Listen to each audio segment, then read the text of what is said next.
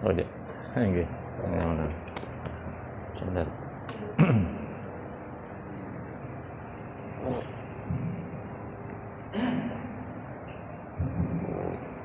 Assalamualaikum warahmatullahi wabarakatuh.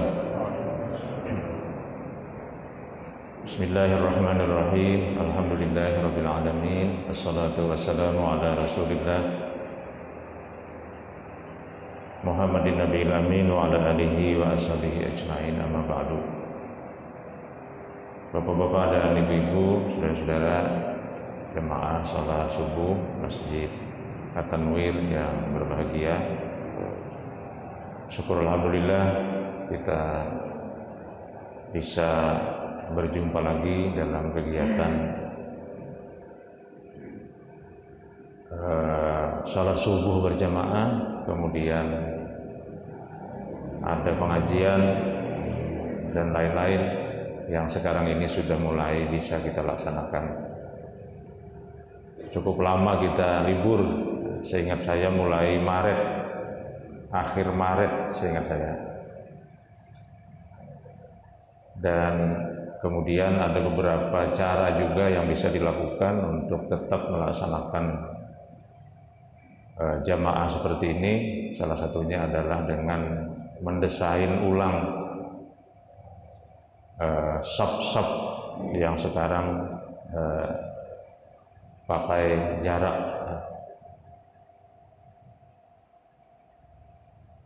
Nah, Bapak Ibu sekalian, subuh ini ulun ingin menegaskan atau meneguhkan kembali bahwa apa yang kita alami saat ini adalah memang sesuatu yang baru,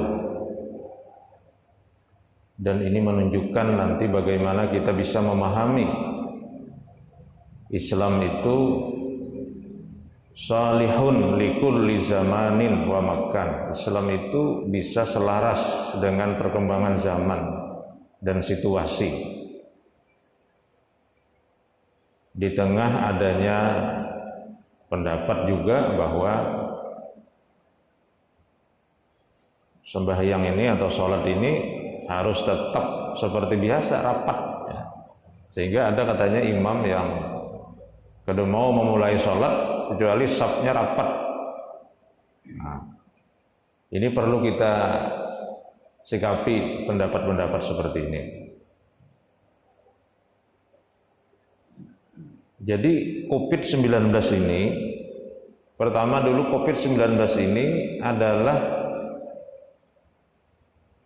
sesuatu yang bersifat fisik ya. Artinya barangnya itu ada, itu dulu yang penting. Karena banyak juga orang yang menganggap ini skenario aja, kededa ini, COVID ini kededa. Nah, ini saya kira yang mendahkan kededa ini, paham juga kita, cara berpikirnya ini. Banyak perawat yang meninggal, dokter yang meninggal, laboratorium melaporkan hasil-hasil observasinya, sampai ada istilah corona. Corona itu kalimat yang menjadi nama ya. Corona itu kan mahkota, artinya corona itu, karena bentuknya itu setelah dibesarkan melalui mikroskop, ternyata seperti mahkota, batu pitupi ya, mahkota gitu ya. Nah, ujung-ujungnya itu ada kayak payung gitu. Maka akhirnya disebutlah dalam bahasa Latinnya, dalam bahasa Inggrisnya corona, COVID ya, coronavirus disease 19, karena di tahun 2019. Jadi ini persoalan fisika. Nah, kalau persoalannya persoalan fisika, berarti dia merupakan bagian dari alam ya. Memang alam dia. Alam itu artinya sesuatu selain Allah. Kalau Allah itu namanya Khalik, pencipta. Selain Allah itu namanya makhluk. Makhluk itu disebut juga dengan alam. dan alam itu banyak. Lalu ketika dijamakkan, nah, jadi alam itu sendiri kan sudah banyak loh. Lalu dijamakkan lagi alamin. Itu kita tidak bisa membayangkan alam ini, ciptaan Allah ini berapa banyak. Sehingga Al-Quran menyebutnya kalau lautan itu jadi tinta, kemudian ranting kayu itu jadi mata pena, tidak cukup menulis alam ini. Yang alam ini punya manfaat, punya manfaat, menjadi nikmat. Jadi kalau ingin menulis alam, yang alam itu memberikan manfaat, membawa kenikmatan bagi manusia, ditulis berapa macam.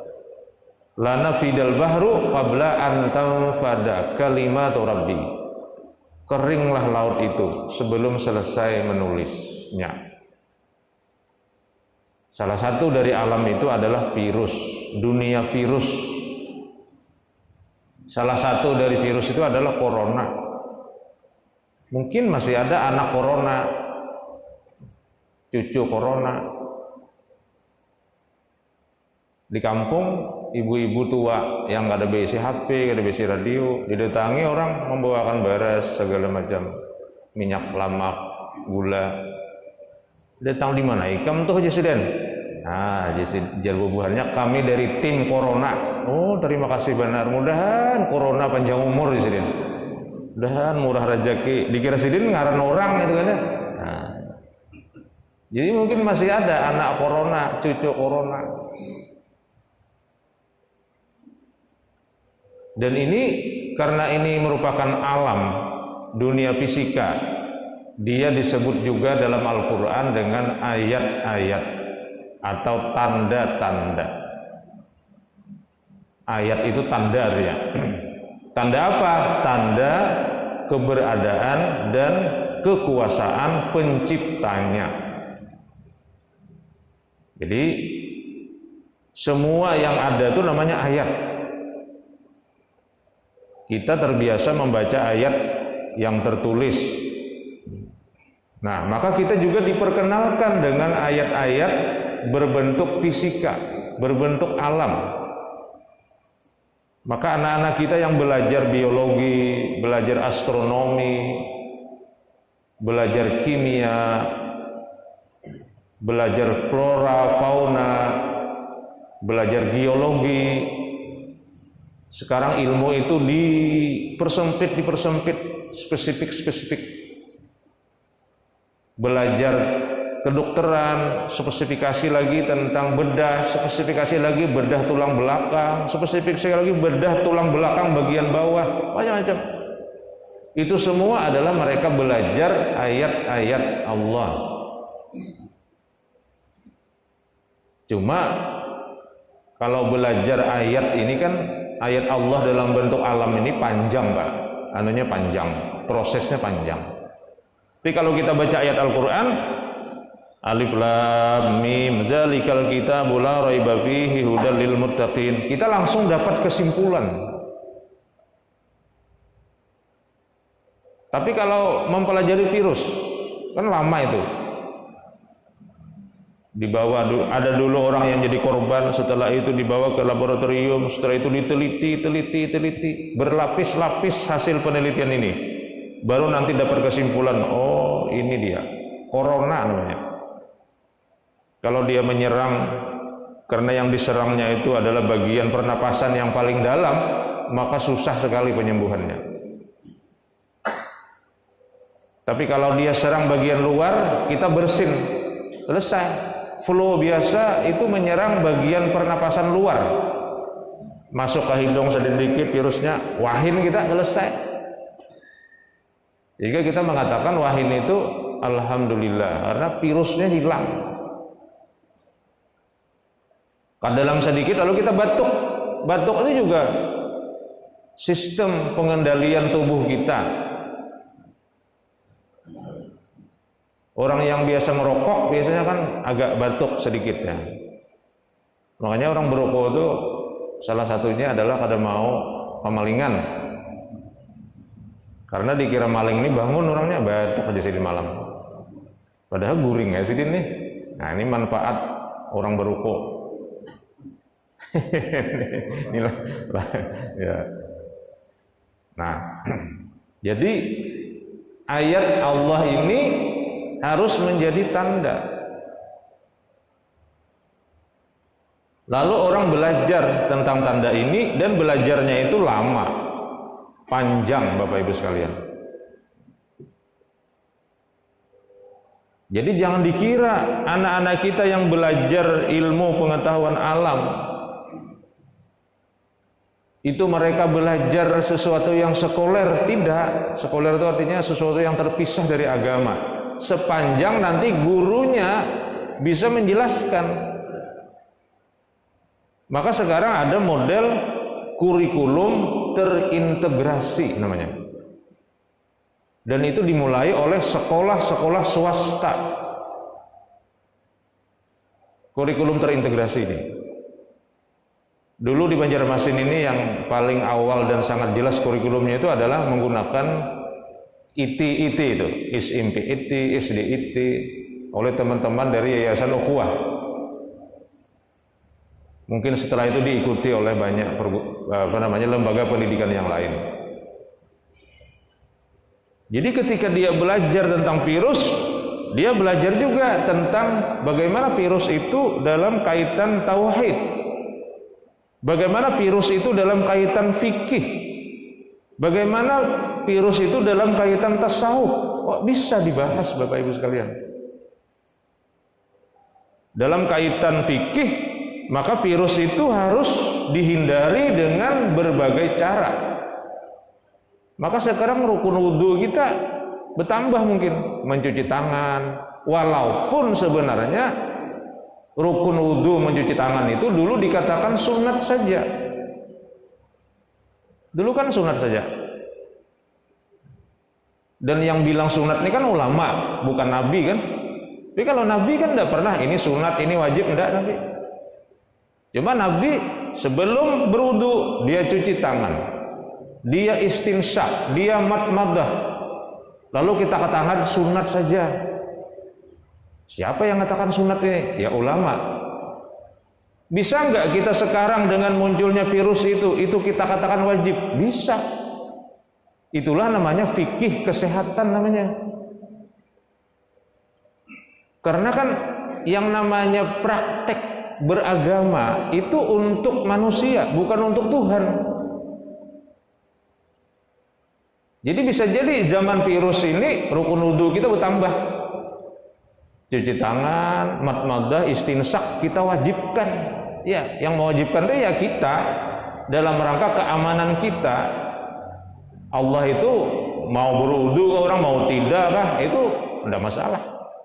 Tidak akan menurunkan posisi Allah sebagai Tuhan. Nah, inilah sekarang yang berkembang Bapak Ibu sekalian, bahwa fikih itu yang selama ini kita pahami itu konteksnya zaman tertentu. Jadi mencuci tangan, ujar Nabi, sebelum kau masukkan tangan itu ke dalam air, maka cuci dulu. Kemudian sebelum kau berwudu, ya masukkan air ke mulut, kemudian dikeluarkan, berkumur-kumur namanya. Masukkan juga air ke hidung, keluarkan. Jadi dicuci lubang hidung itu. Dan terus terang, kalau kita mempraktikkan ini, insya Allah itu kalau nang puluh-puluh itu ampihan bah. Jadi coba aja pian, misalnya apalagi datang berjalan jauh, begitu datang ke rumah pian, lah kasih basuh hidung, basuh mulut, bertampungas.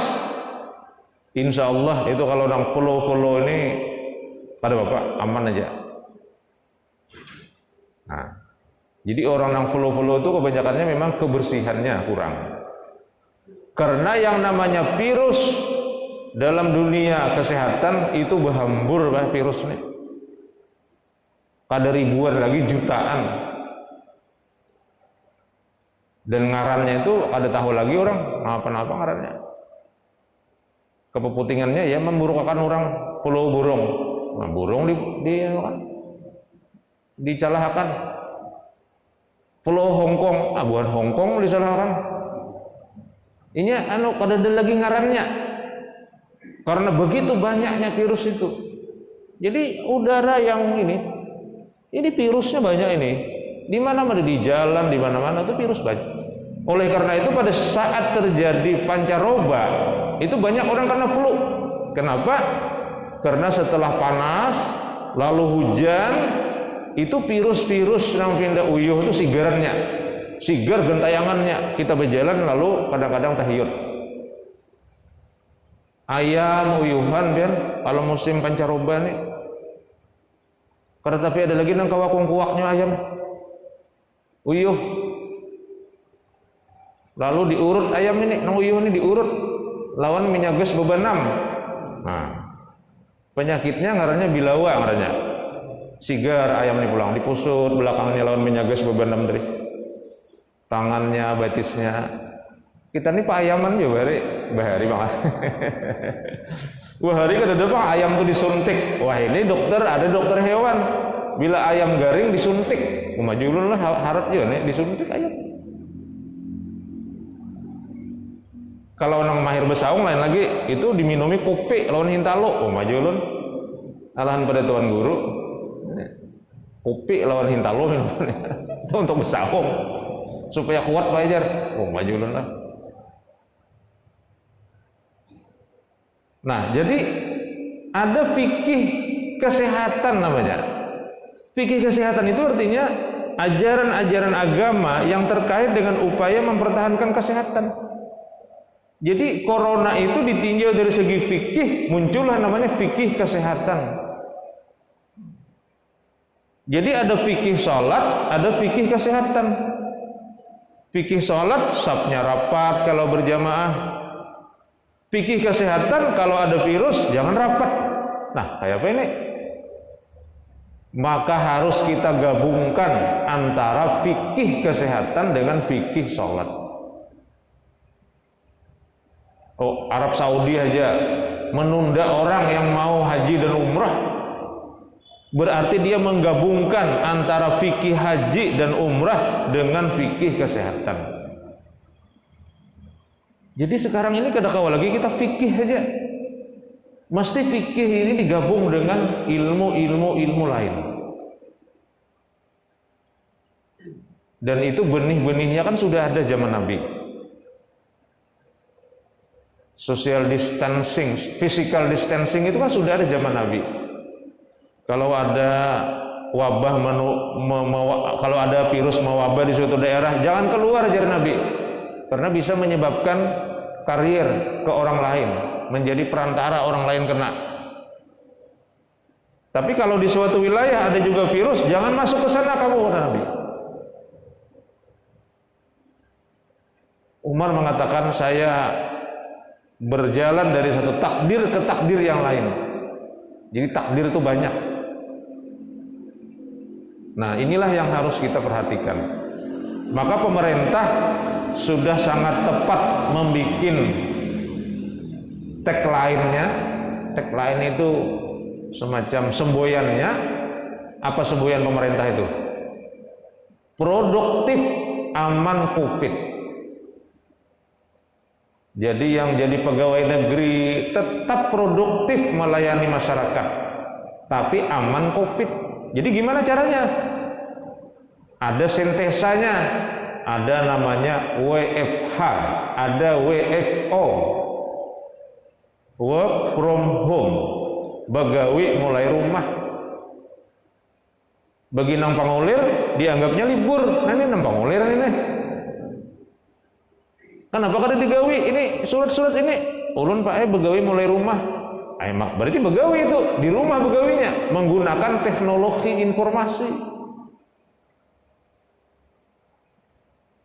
Mahasiswa sekarang libur, bukan libur, tapi mereka kuliah dari rumah. Nang alih nang SD Pak kasihan. SD ini ya terpaksa lawan kuitannya arti paham juga, nanya nang bisa stres nih. Tapi kalau perguruan tinggi itu kami nyaman benar. Ulun mengajar mulai mana aja bisa. Mahasiswanya ada di Kalimantan Tengah, ada di Berau, ada di Surabaya, di mana-mana. Kita ngajarnya dari rumah aja.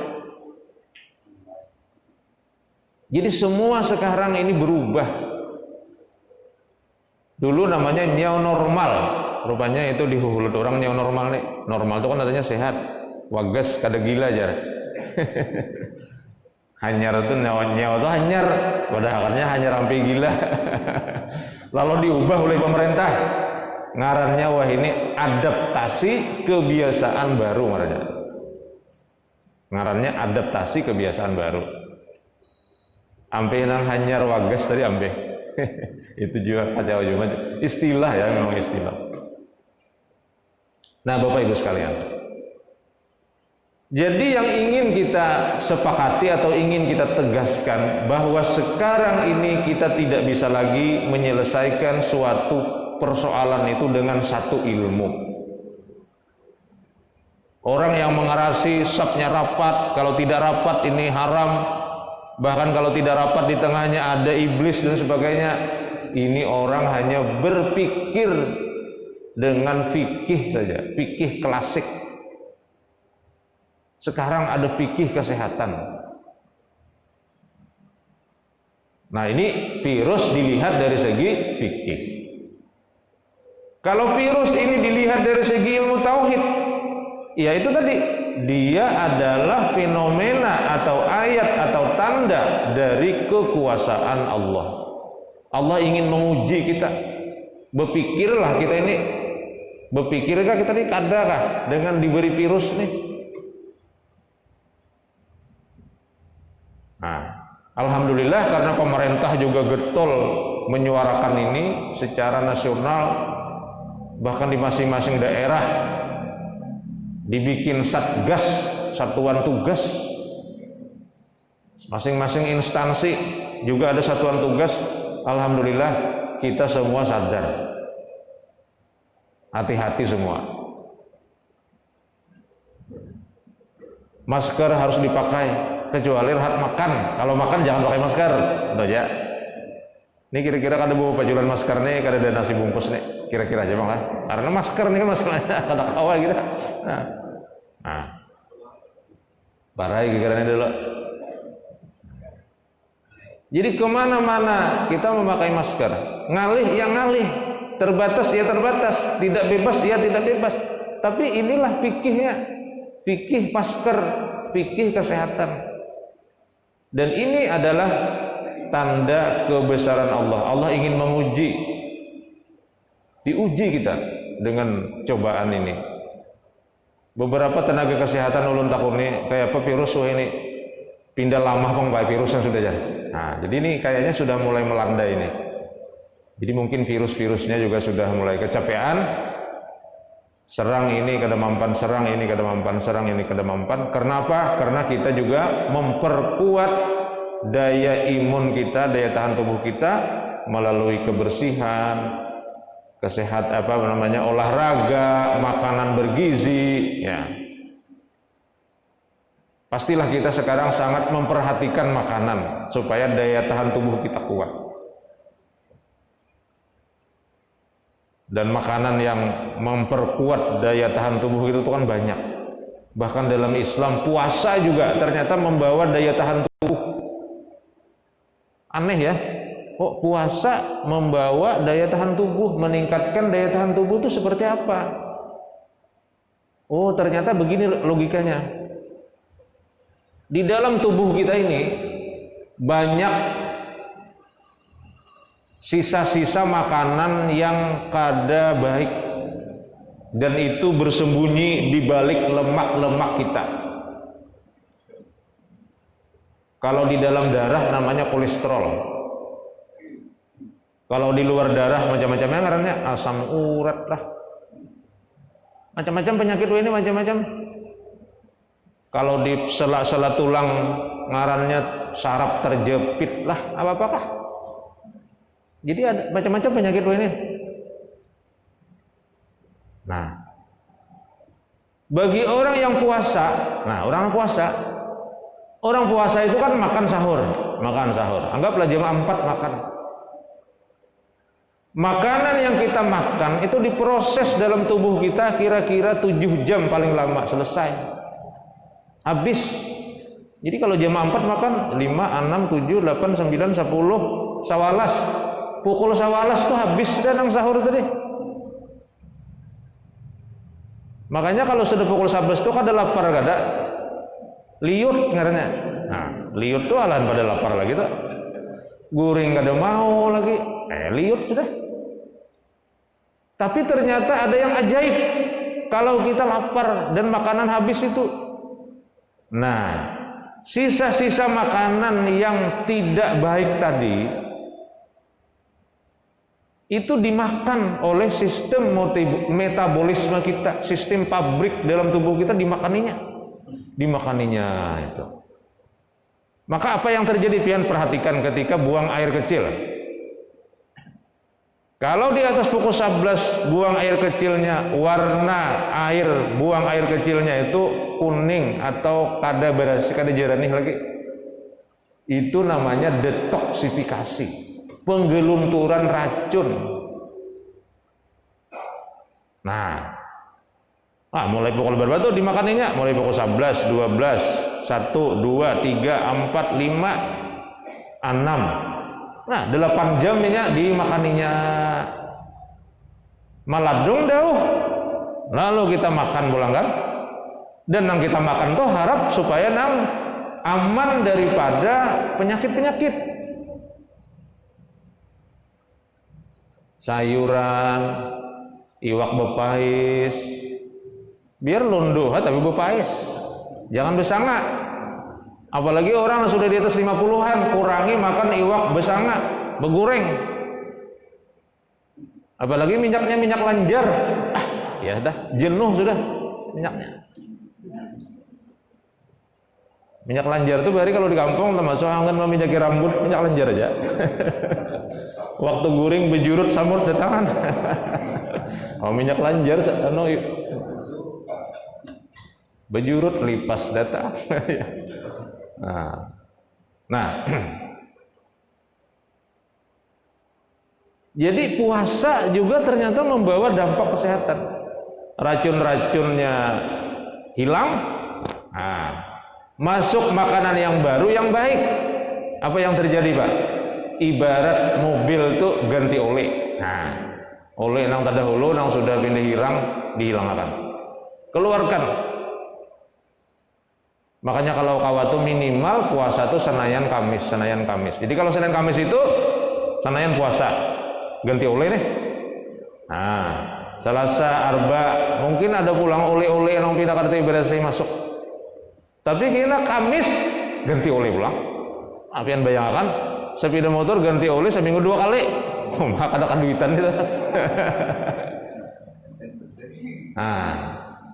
Itulah kenapa puasa itu juga meningkatkan daya tahan tubuh. Jadi kalau dalam ajaran agama kita banyak benar fikih kesehatannya ini meningkatkan daya tahan tubuh ini.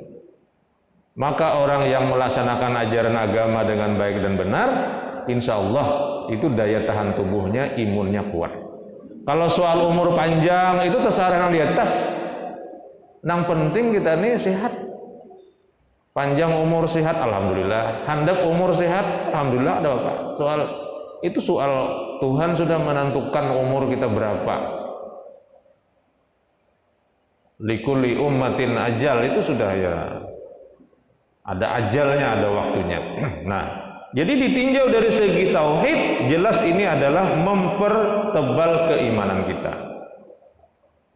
Ditinjau dari segi tasawuf, kayak apa? Virus ditinjau dari segi tasawuf. Tasawuf itu kan intinya sebenarnya puncak dari tauhid. Tasawuf itu merasakan kedekatan diri dengan Tuhan, merasakan bahkan semuanya Tuhan. Nah ini memang pada lah. Orang kan kalau merasakan dekat dengan Tuhan, dan Tuhan itu maha kuasa, kita maha dhaif, Tuhan maha kaya, kita maha fakir, Tuhan maha ini kita di bawahnya. Akhirnya kita bisa merasakan kita itu hilang. Itulah namanya dalam tasawuf fana dan baqa. Merasa hilang, bukan hilang, Pak. Kalau hilang luput. Apa hilangnya mencubut sih, itu hilanglah. Bukan, itu merasa. Pian misalnya, coba pian misalnya, mungkin pernahlah pian ini berada dalam satu kerumunan orang banyak. Mungkin pian yang pernah melaksanakan umrah, haji lah terutama, karena haji yang banyak benar. Kita merasa hilang, Pak. Di tengah kerumunan manusia yang sangat besar di padang Arafah misalnya. Apa artinya kita ini? Rasa kadada apa-apanya kita ini. Nah, sekarang bagaimana kita merasakan di tengah kebesaran Tuhan yang menciptakan alam semesta ini?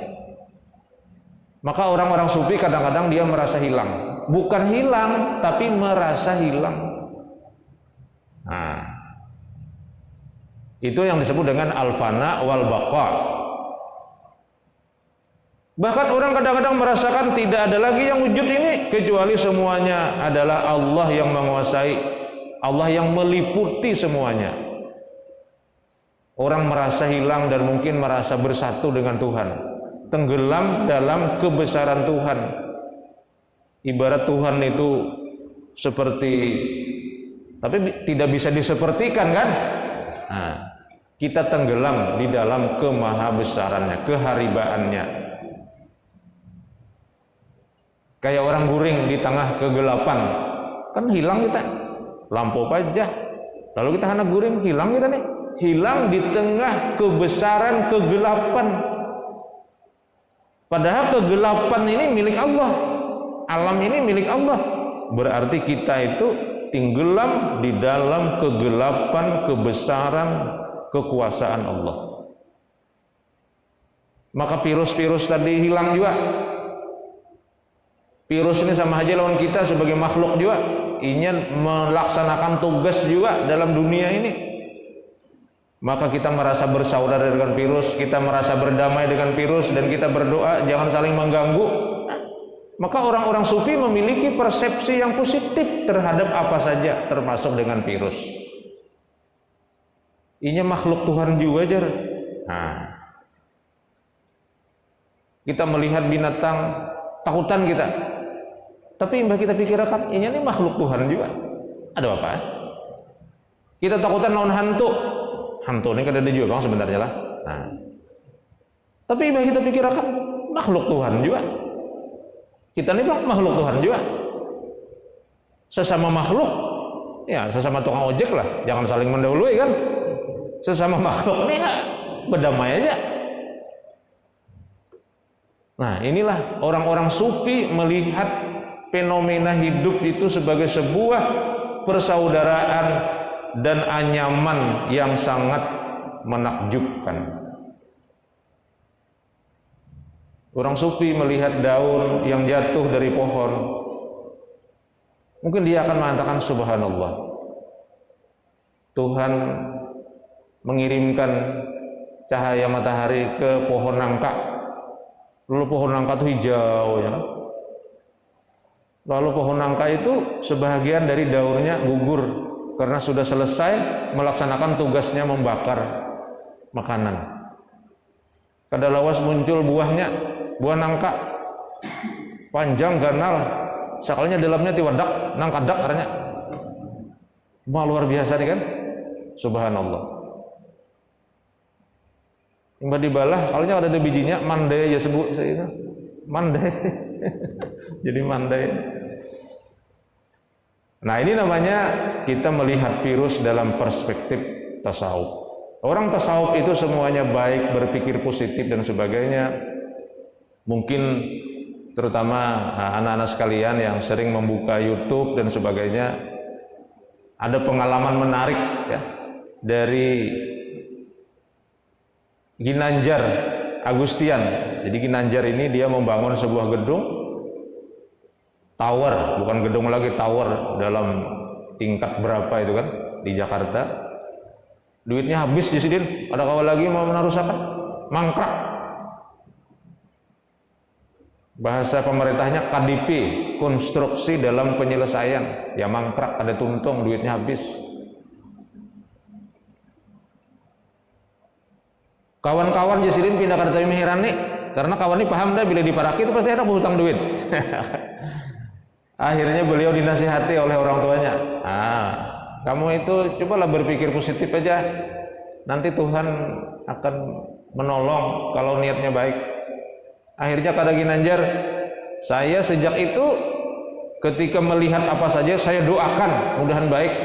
Ketemu orang berdagang saya doakan mudahan dagangannya laris dan cepat beroleh rezeki. Melihat pemulung saya doakan agar dia tetap sehat meskipun dia bergelimang dengan sampah. Saya lihat juga ada bangunan mangkrak di sebelahnya, saya doakan mudahan itu cepat selesai. Itu aja. Kada lawas imbah itu ada rezekinya dan bisa menyelesaikan.